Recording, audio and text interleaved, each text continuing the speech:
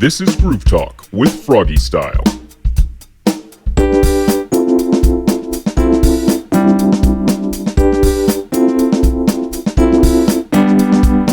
Welcome to another episode of Groove Talk, everybody. On this episode, I am joined by Matt Blais. Thanks for having me, man. Yeah, for sure. So just to start off, why don't you kind of tell the audience a little bit about yourself and kind of how you got started in music? Okay, my life story goes back 30-some years. No, I got started in music. I was doing a little bit of theater. I was turning into an artsy sort of junior high school kid, and I started writing poetry because I got into Jim Morrison, and then I started playing harmonica and guitar because I got into Bob Dylan, and started to get a little bit of attention from friends and classmates, and then they'd ask me to bring my guitar to parties. I put a band together and got asked to play some festivals, and then started to make a little bit of money doing it, and then here we are today, 3 albums later, and 2,000, 3,000 gigs later, and it's sort of my whole life. Yeah. So is it something that you're doing full time then? Or? I've been full-time musician for about 10 years. Oh wow. Yeah. I was in university. I was in my 3rd year studying English to be an English teacher, and then I was getting asked to go on this tour, so I had to talk to my profs and be like, can I miss this test? Can I redo this? And it just got to be too much, so I left school and thought, well, if I'm gonna leave school, I got to make sure that I'm doing it full time to make it worthwhile. So that's when I really started to chase gigs and chase the dream of playing all the time. Wow, that's awesome. So I guess what is something that people might not kind of expect about being a full-time musician? Like kind of maybe the something that people wouldn't really, there's this kind of ideal of being a full-time musician. I feel like that's what everybody is kind of striving for if they do start a band and stuff. So what's like maybe something like the darker side of being a full-time musician? It's like that meme, like what my mom thinks I do, what my friends think I do. Yeah. So much of being a full-time musician is actually the sort of administrative stuff, like the emailing, the spreadsheets. Like I've got spreadsheets for my records as to like what they cost to make and like how many I've sold. I'm really into baseball. So I'm like really into stats, and so I like keeping track of like, okay, well I sell really well off the stage in Lethbridge. Maybe I'll focus there more than Grand Prairie or something like that. So there's sort of the math behind the professional side of it, and sometimes you get too wrapped up in that, and I'll spend all day emailing or inputting data and planning a tour that I go, oh man, I haven't written a song in a while, or I haven't picked up my guitar in a while just for fun. Yeah. That's sort of the darker side of it, I would say. Okay, yeah. I can definitely kind of relate to that when, like, just with the podcast, you don't realize how much emailing you have to do. Yeah. It feels like, I wish I could have an assistant so that I could just say, you handle all this, so that I can just like play music. Yeah, for sure. And hey, at least one thing that like if I ever did start not podcasting, I would have like kind of those skills still, how to communicate with people through an email, how to get t-shirts made and stuff and do that and all that. So at least it's like kind of valuable knowledge. I mean, at the end of the day, it is a business, right? If you treat it like one, then there's responsibilities that affect your whole life. Yeah, for sure. So, is it just you kind of taking care of this, all of it, or? Yeah, it is. So my first, high school band or whatever, we were called the Heavy Feather Band, and we were just kids who wanted to play music. And I started to take it more seriously, and they had their other lives. So when that disbanded, I was bummed. It's like my first real band. And I thought, well, I want to be able to take every opportunity that I can. I want to put in as much effort as I want, and I don't want to be held back or distracted by anyone. I thought, like, the Beatles can't just play a gig without, Paul, if he's busy. So I designed my band, my show, to be just me. It was not a democracy. It was, I don't want to say a dictatorship, but like I called the shots, and if there was a loss, I took the loss. If there was a big win, I took that win. So yeah, that's how I designed it. Basically, was that I built it around me. Yeah. Okay. So what are kind of maybe some of the advantages of doing it that way, and maybe some of the disadvantages that you've encountered? Well, the advantages are exactly that. Like big success is rewarding, and I still share that with the guys that I play with, but the creative decisions ultimately come down to me. The disadvantages of that are the same, like everything falls on my shoulders. It's a lot more work that you put in. I don't have a manager. I don't have I work with some agents, but I don't have one exclusive agent. I don't have an assistant, so it's a lot of work. And when the ball gets dropped, it's dropped by me. No one to blame but myself. Yeah. Okay. So, how do you go about bringing the other musicians into the project then? Well, I sort of do it two different ways. There's studio musicians who I've worked with, and live musicians who I work with. And there is some crossover there. Some of the guys have played on the records over the years. But I sort of like to make a record very different than what I do live, because you'll get different results by using different ingredients. So my last record, I made, half of it in Toronto, and without my regular guys, and then half of it I made in Calgary. So I always just try to change it up. But live, I use a great core of guys. So I sort of have two of every instrument, so that if one guy's busy or he's away on another tour, I just call somebody else. But Josh, for example, who plays drums, he's one of my best friends, amazing musician.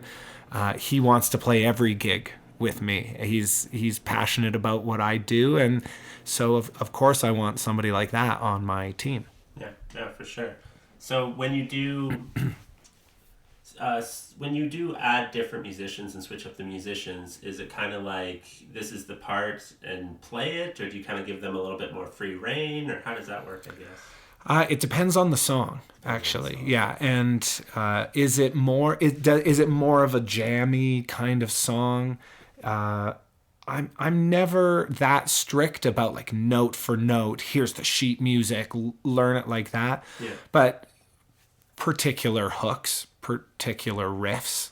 Okay, that's what you got to learn, and then the solo is yours. Okay. And my direction might be more like, and that's if a song's recorded. We sometimes play songs that we haven't recorded yet, that we're experimenting with, and so then they obviously have a lot more free reign.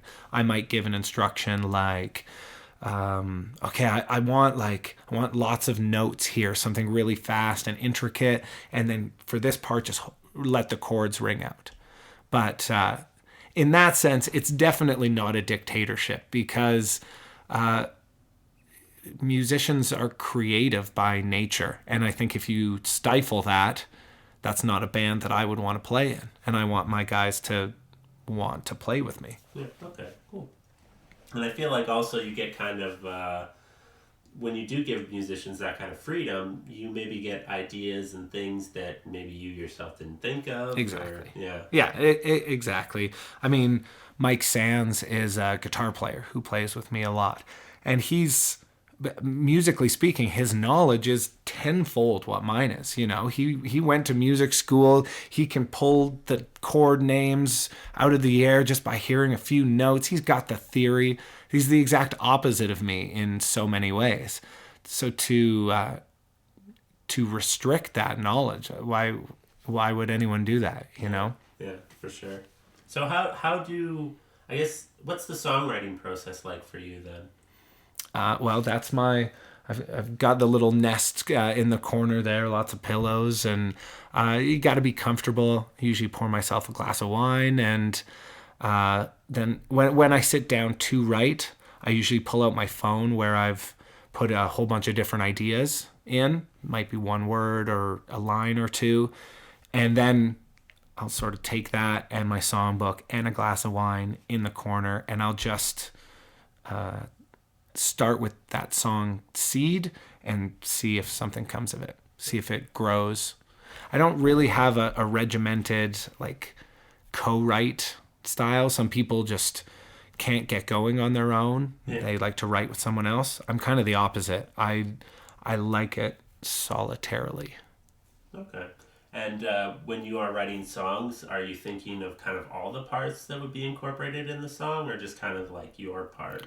No, that the other parts for me come later. I almost every song I start, I think of it as like, oh, okay, this one would be a good one, just me, acoustic and harmonica.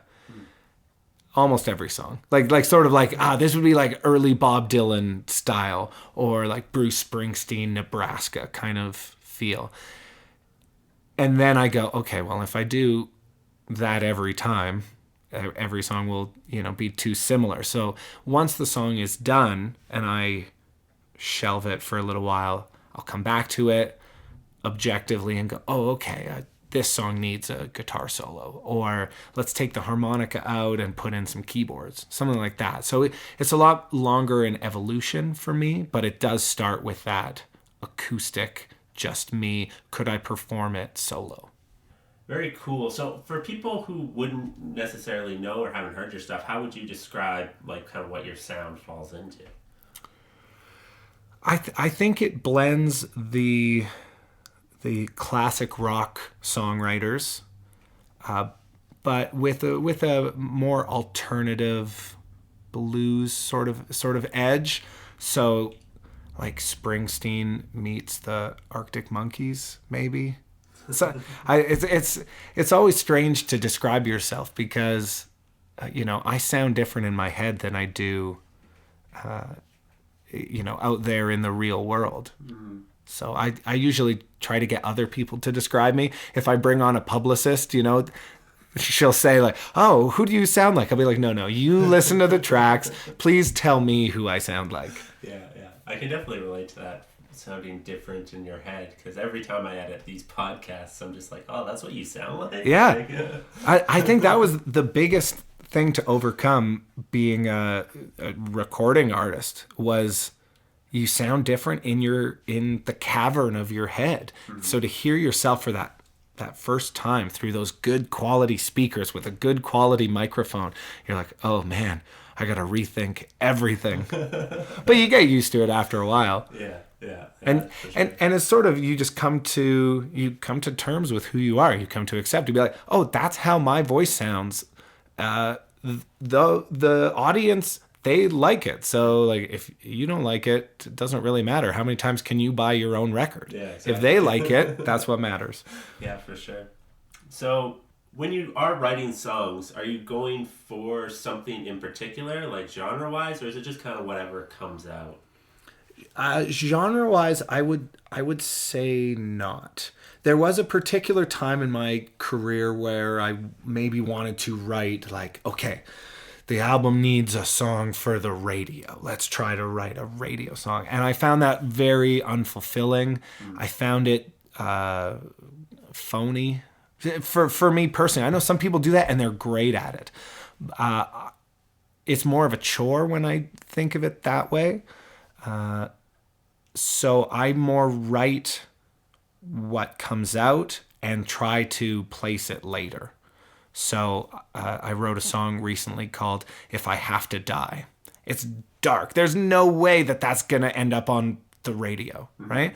But it's got some of the best lyrics I've ever written. So if I stopped and tried to pigeonhole that into a particular genre, it never would have gotten finished. Yeah.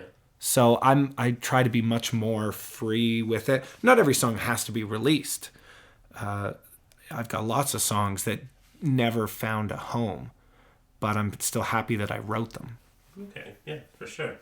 I feel like that's something that kind of comes with, the more experience you have, Earlier on, I feel like, at least even kind of talking to my own journey, you kind of do things because maybe you think you have to do it or this is the way it's done.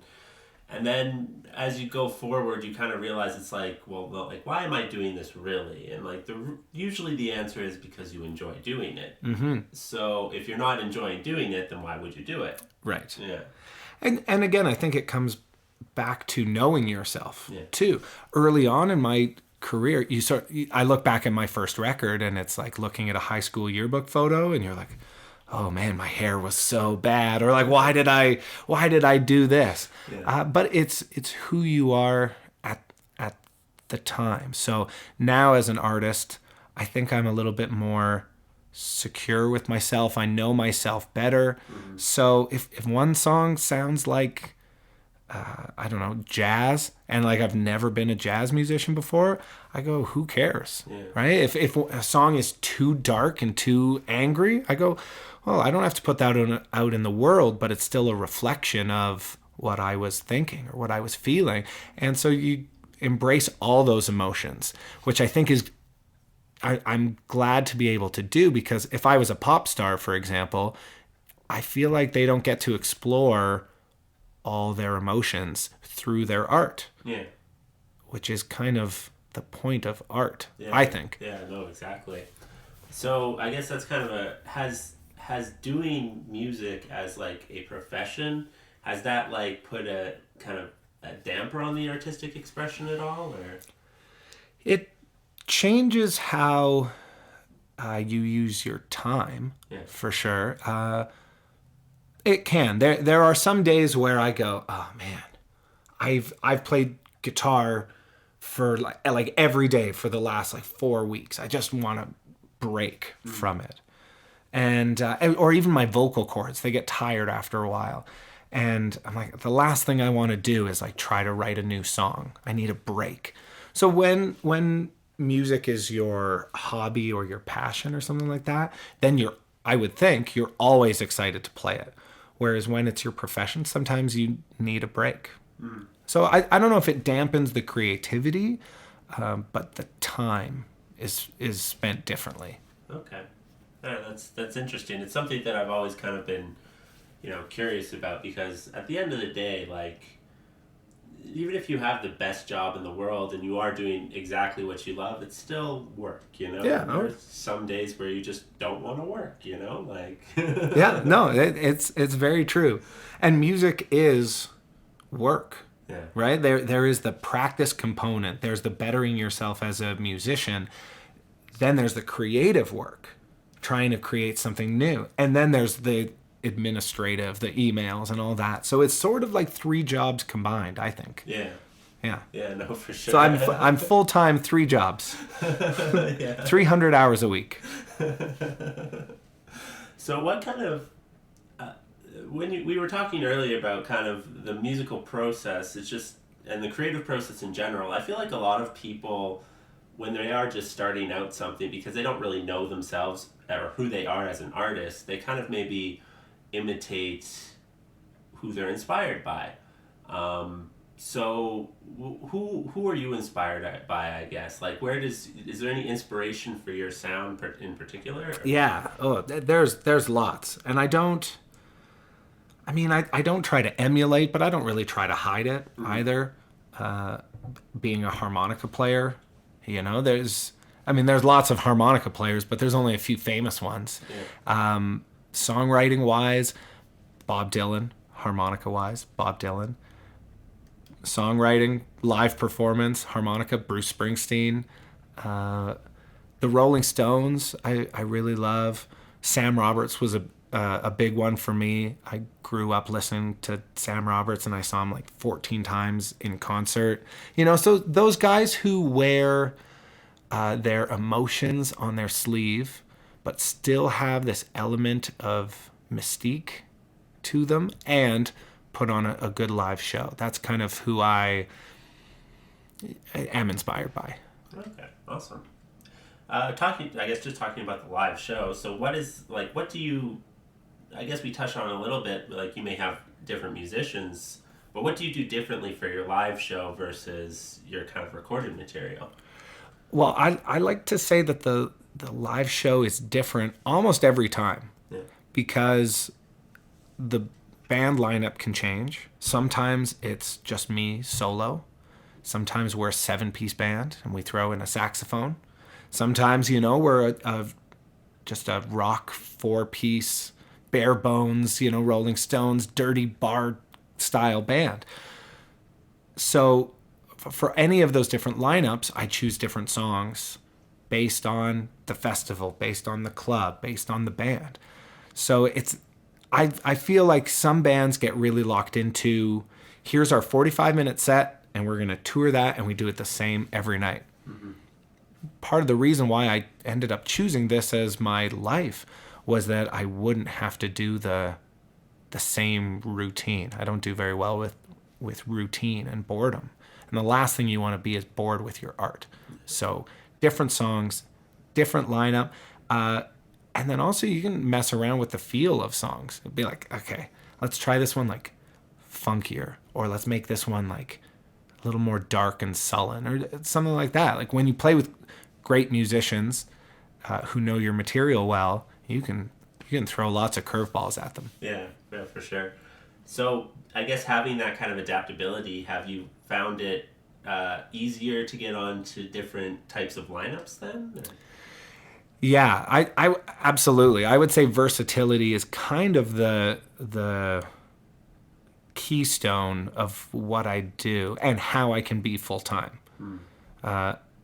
We've played gigs in the strangest places, like a steel mill and on a boat. I have a gig coming up in the spring that's in a cave.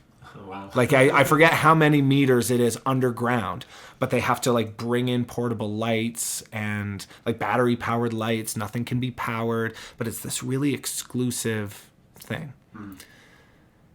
If you're in a metal band, or if you're in a 12-piece orchestra or something like that, how do you play in a cave? Yeah. How do you accept that cool opportunity? So the fact that I can play solo or with a band, we can change the style. We can really look at the audience and say, here's what I think will impact them the most. Let's give them that show. Okay. And I value that from myself and from the guys that I play with.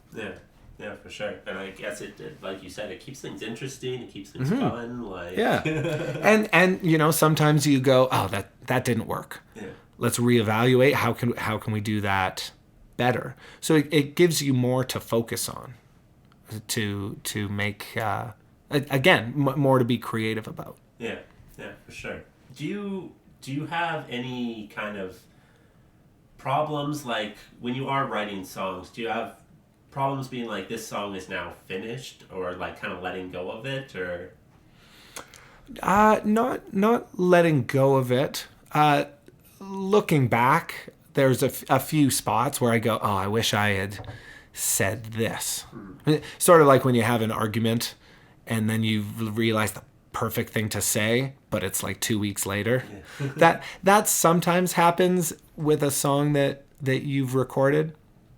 But letting go of a song, again, it's a moment in time. It's an emotion that you were feeling then. So I tend to finish songs fairly quickly or throw them away and be like, yeah, I'm not feeling that anymore, and it's an incomplete thought. I'm not gonna stress over it. I'll just try to capture something else. Since you have been kind of like you've been a professional musician for 10 years now, has that always been in Calgary here, or?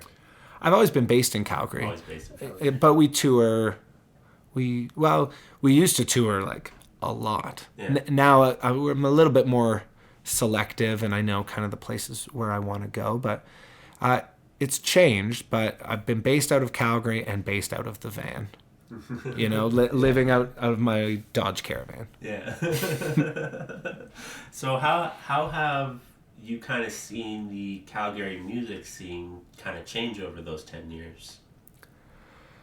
I mean, it's certainly improved.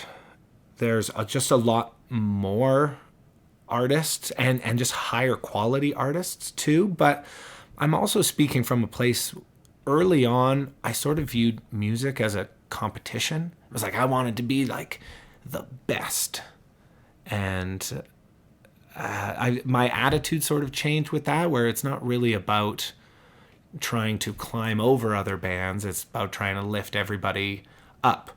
And so has the scene changed, or has my attitude changed, and I'm just more receptive to everyone? But I think it's probably both. There are some great venues in town who've really helped change the scene. There's more community. Some of the festivals, like Big Winter, are very scene focused, and the bands support each other. The YYC Music Awards, that's done a lot for the city. So I think people's attitudes have changed, and that has helped the city overall. No, I definitely agree. You kind of enter the music scene now, or you go out to a show, and you kind of see everybody just trying to help each other out. Mm-hmm. Whether it be bands helping bands, or people putting on the shows helping bands, or just people just want to be involved, I feel. And you see a lot of the same faces. Yeah. And those are the key players they're sort of the glue binding it together, right? Like you're like, oh yeah, I met you here, and oh, here's my friend, right? That's how the community grows. So, where will we be in 20 years, 30 years? Yeah, exactly. And you kind of touched on a couple of the things, but yeah, things like Big Winter Classic and the YYC Music Awards, and I actually I recorded a podcast on Monday with the people from the Big Winter Classic. Oh, nice. Yeah. And yeah, just a great festival that's, really scene focused and just really dedicated to promoting and giving a place to play for a bunch of local bands. Mm-hmm. And it's just really cool to see. Well, and also I've been so early on in my career, like when I started, I wasn't old enough to play in the bars. Yeah. So I had to find alternative places to play. So some of my first paying gigs, I played in the cafeteria of Canada Olympic Park. So it was like us kids with a crappy little PA system playing to kids and families all in their ski gear while they ate French fries, right? So I've tried to carry that through my whole career. Music does not just need to be in a bar on a stage. Music can be anywhere. And so something like the Music Mile in Calgary, they have the same mandate, the same idea. And I think that's also helped the scene grow, is that anyone can put on a show. If it's in a coffee shop or a house concert or the Saddle Dome or some park. Like the idea about music, being free, basically free on Spotify or whatever, that's had a bit of a bounce back, that people are like, okay, well, I'm getting it for almost free here, so I'll pay for it over there. And that, I think, has helped the scene grow. Yeah. No, I definitely agree. I feel like as a musician now, you kind of are forced to play those live shows a little bit, because music has become so accessible and kind of basically free online. Mm-hmm. So you're kind of maybe driven to look at your live show a little bit more and where you can play, and that, I think that's kind of had a net positive on just the state of live music. Yeah. Yeah.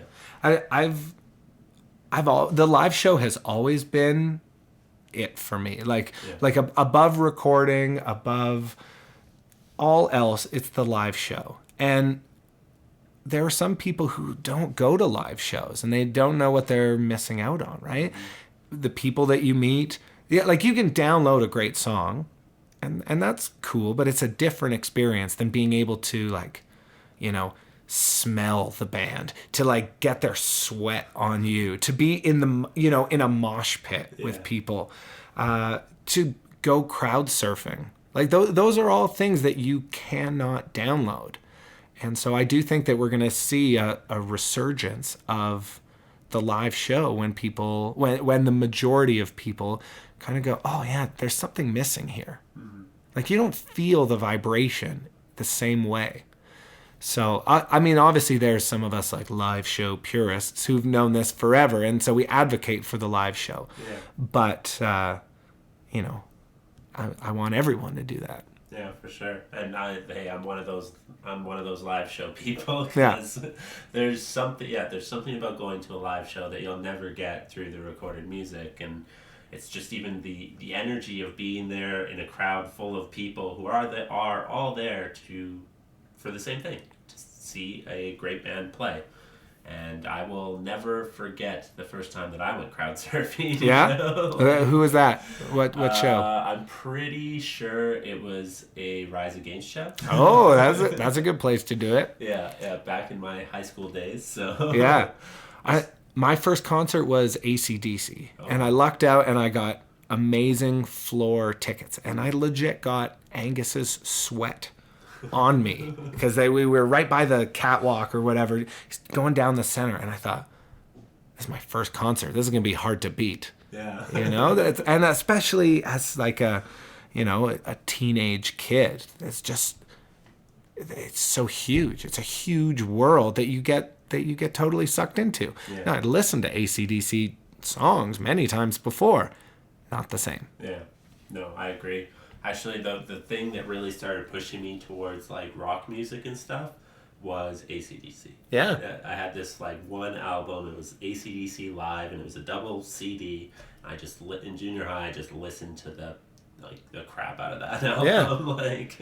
Well, and it's a live album too, right? Yeah. So like that sort of gives you a little bit more of a glimpse, but you also, I mean, music is art, and art is connection, right? And we know that face-to-face is a lot more connective than over the phone or over text, and those are sort of the equivalents of recorded music, right? If you really love a band and you want to get to know that band, the way that they move their arms, right? The way that they look at the audience, that all plays into your connection with the audience, the band, just like as humans. Yeah.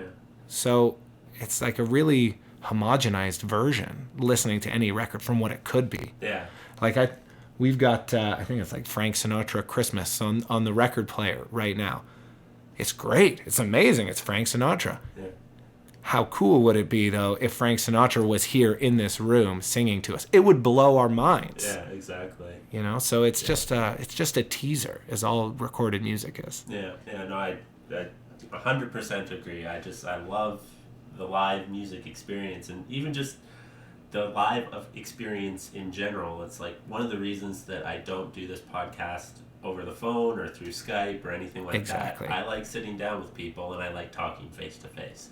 And I have done it over the phone in the past, and it's just not the same, you know? Right. You don't get those cues. You don't get the facial expressions, just the way that people kind of, those little tics that you can only pick up when you're face-to-face with somebody. Yeah. Now, I mean, that being said, people will be listening to this. Yeah. So all my hand movements are they go to waste. Mm-hmm. But I feel like the conversation is better because we have sat down face-to-face. That is true. And our more genuine reaction hopefully comes across over the microphone. Yeah, for sure. But what you did say a little earlier there, I think it's kind of important for young people to hear, or starting musicians to hear, is you can take your music and kind of play it anywhere, like whether it be a coffee shop or it doesn't have to be at a bar. Right. And for bands just starting out who maybe aren't of age yet, I think that is really important to hear, because, you know, I'm sure as a young musician, it's hard, you know? There are only so many places that you can play.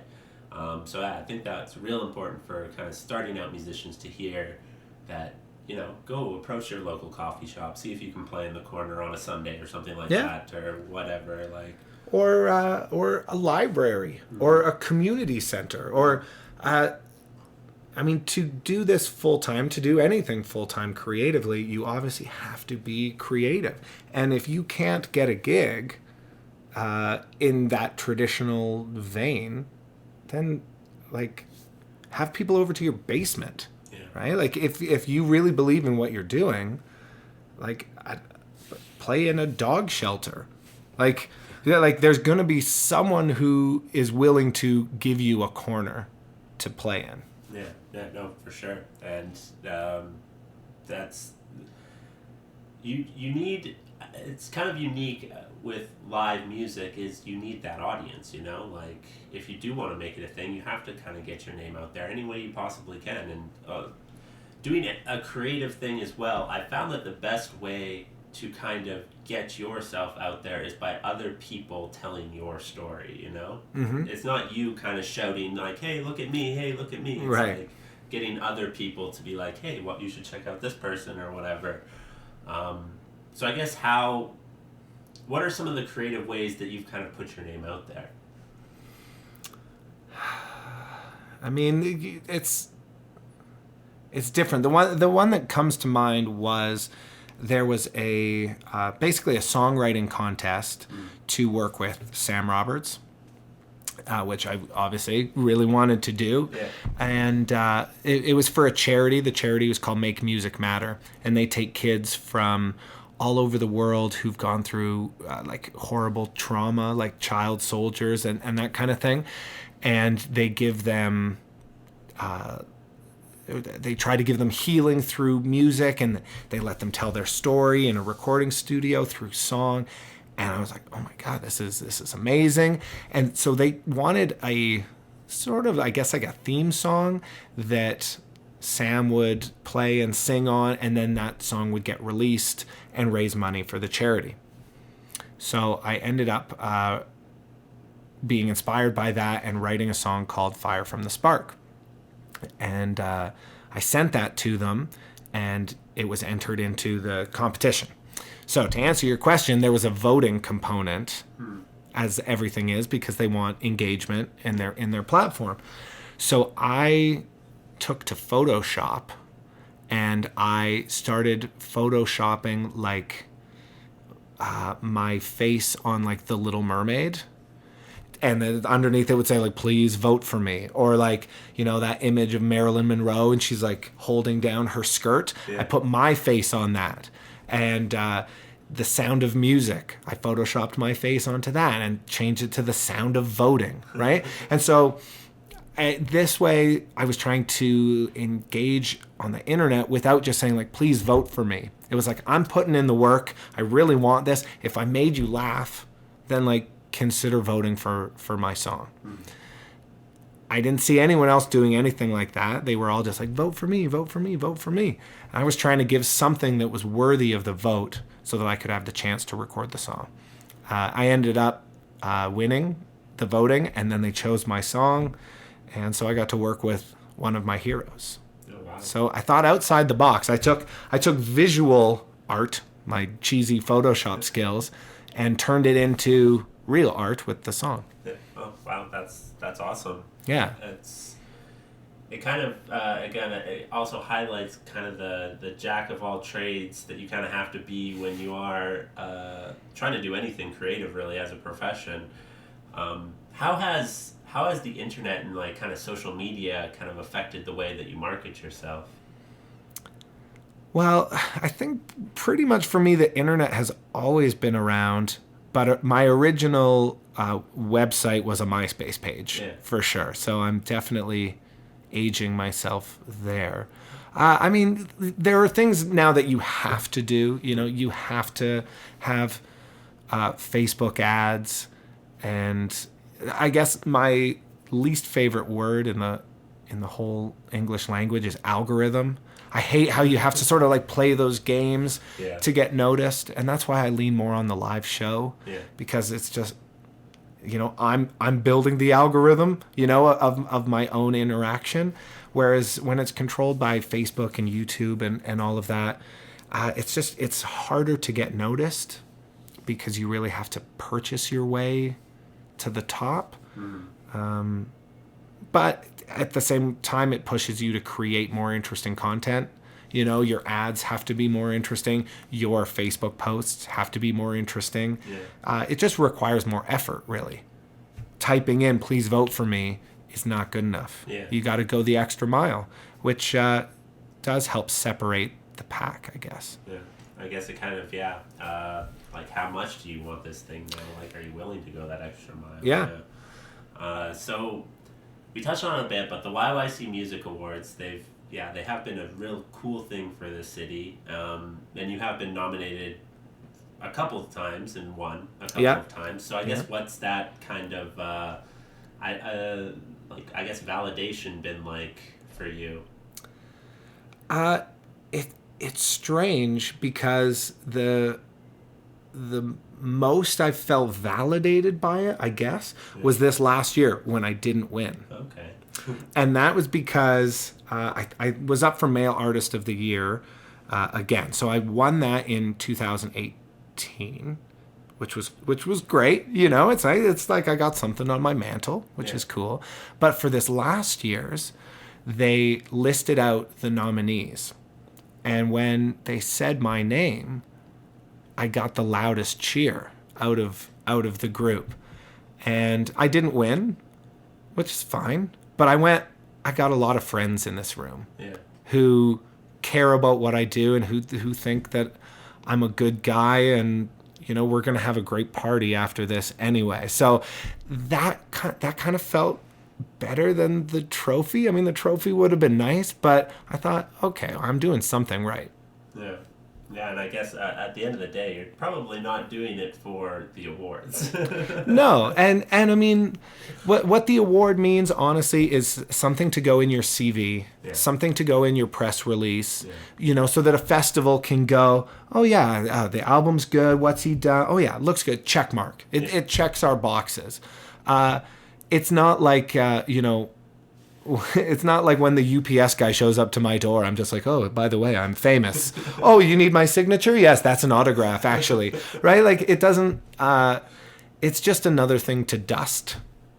But what it means is, like, the context of it. So, like, recognition from your peers is validating, but I've lost many more times than I've won. And that's never stopped me. So it's not like winning propels you forward in any way. Yeah, for sure. And I mean, like you said, yes, it's cool to be recognized and appreciated by your peers because that's, what the selection process is at the YYC Music Awards. But I'm sure, the fans, that's kind of where, those are the people who are, buying your music and they want to connect with you and stuff like that. And so how has it, I guess, been like kind of seeing that fan base grow over the years?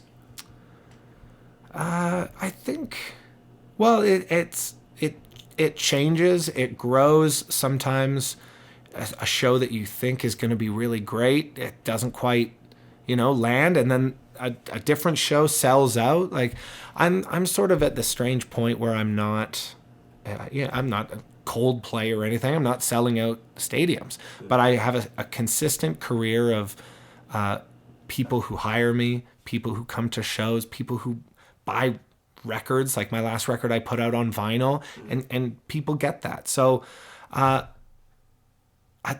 don't really know how it hasn't grown like overnight. Like it wasn't an overnight success. It's happened really gradually, and I've made friends with a lot of my, with my fans, so it's like they'll come to shows and then I'll go over to their house for dinner or something like that. It feels just a lot more grassroots and more natural than, than a show company just like selling tickets to people. Yeah. It's like I see a lot of familiar faces at my shows. Okay, cool. I think that kind of also speaks on maybe the importance of networking as well. Like we kind of touched on it a little bit before, but the people who come to your shows, if you interact with them and you're just friendly, then they'll remember you and they'll be like, oh, hey, I'm playing this show, we need somebody, and then maybe your name pops up or whatever, and Yeah. it's one of the things that I've kind of, again, really kind of learned the importance of while doing a creative thing is just making those connections is really important, and those personal connections, and just being friendly even, and just kind of going that extra mile to help other people out usually will come back to you in a way, like. Yeah. The number one, I mean, really it's the number one rule for life, but for the music business especially, is just that don't be a jerk. Mm-hmm. Because, I mean, people talk, and your reputation can precede you sometimes, and I've definitely been a jerk sometimes, but the amount of times that you get recommended for something is pretty staggering, because it's a word of mouth business. Mm-hmm. So as long as you can be good at music and not be a jerk, that's like the two pillars of music business, I think. Yeah. Yeah, and the amount of times that I've heard that from different bands too is, just be friendly, don't be a jerk. Yeah. It's pretty crazy. Well, and I think early on in my career when I was competitive, right? I probably was a jerk, more often than I'd like, because I had the wrong outlook. So, where would I be if I had just started out as a really nice guy? Yeah, no, for sure. So what's maybe, for somebody who would be kind of just starting out in a band and they kind of want to take it somewhere, what is a piece of advice that you would give that person?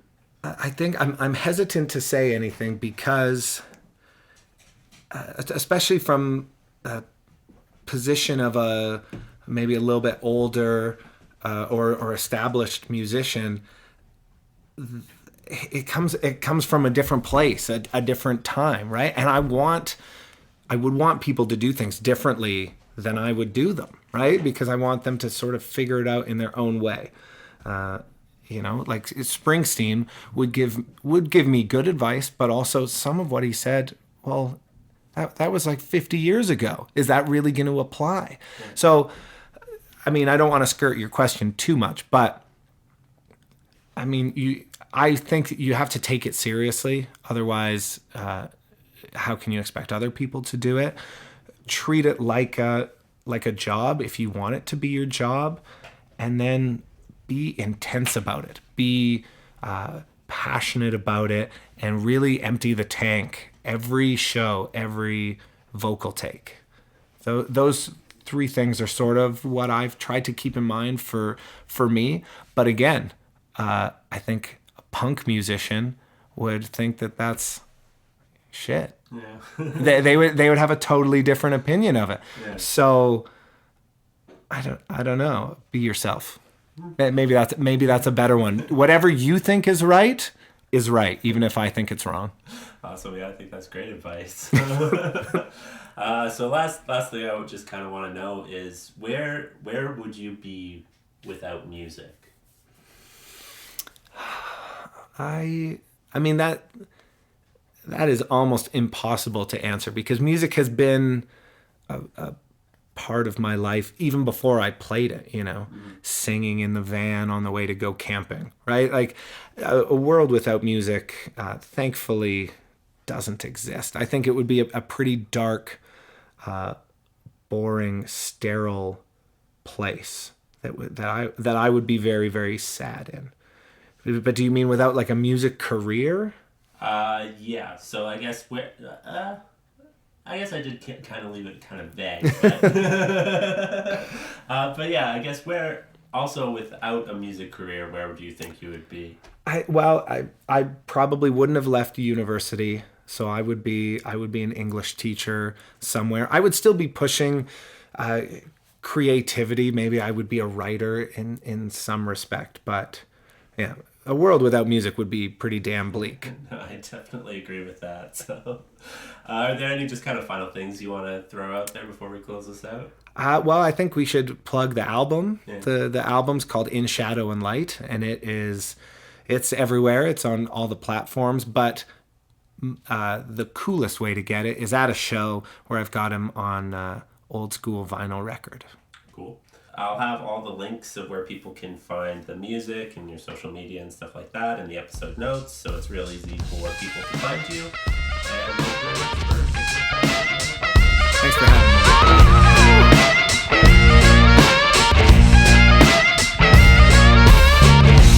Turn up the power, turn up your mind. Trading your speakers for cellos and chimes. Hope for a smile, a text for a spine. Vintage your life for a while. Not enough brains and not enough heart. Too many ends, leaving too many scars. I should have known it from the very beginning, but my head was spinning. No connection. You think we got no connection. Wake up, walking on the edge, living like we're disconnected. Look close, see your reflection in everything connected. Reach out, we're all tied together. Know that nothing else matters. You can't stop the people or the power of everything connected.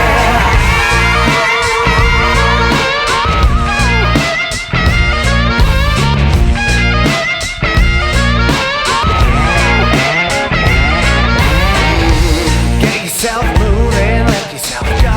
The ones and the zeros mean nothing, you know. So many friends, but everyone cold. What good is a desolate soul? Lose your control, you're stuck all alone. So many places, but nowhere a home. You won't get anything unless you've been given. While we're living life, living. No connection. You think we got no connection.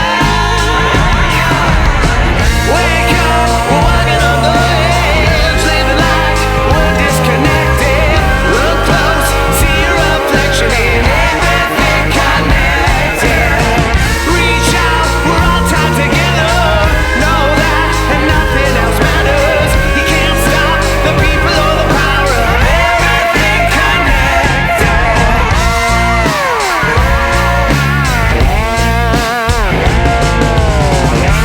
Feel it slipping away.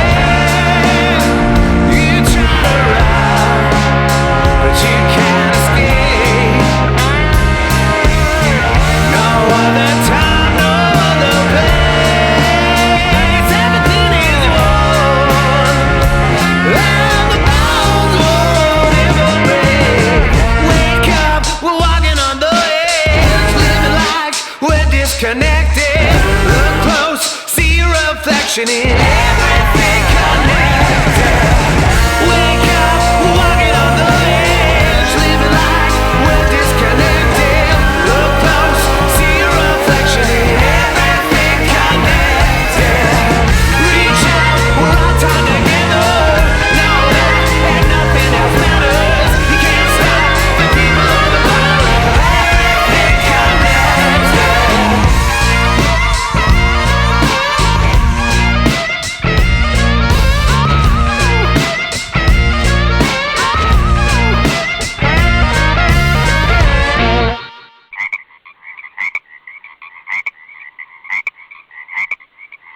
If you like this episode of Groove Talk, why not leave a review? You can find us on iTunes, Stitcher, Google Play, or pretty much anywhere that you listen to podcasts.